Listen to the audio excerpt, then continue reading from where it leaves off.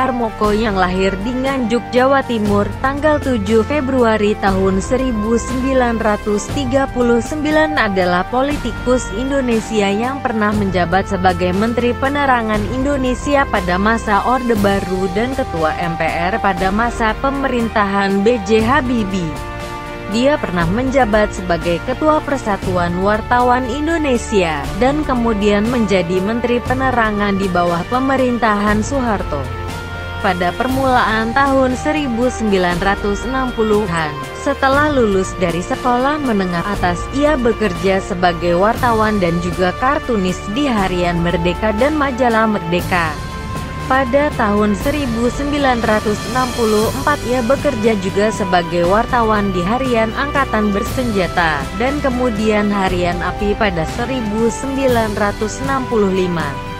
Pada saat yang sama, ia menjabat pula sebagai pemimpin redaksi majalah berbahasa Jawa, Merdiko, 1965.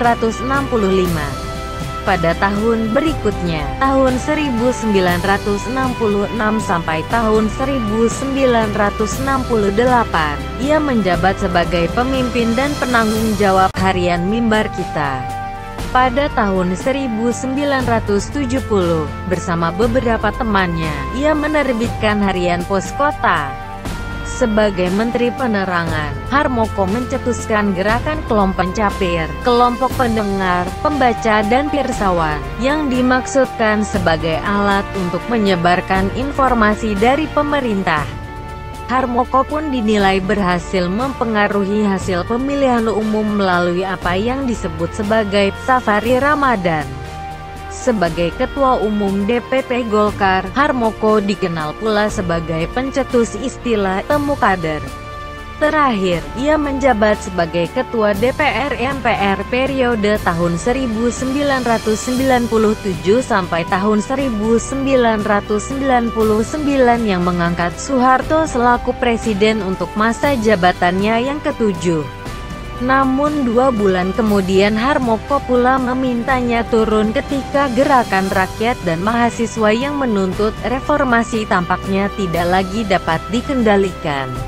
Harmoko meninggal dunia pada Minggu tanggal 4 Juli tahun 2021 pukul 20.22 waktu Indonesia Barat di umur 82 tahun di Rumah Sakit Pusat Angkatan Darat Gatot Subroto.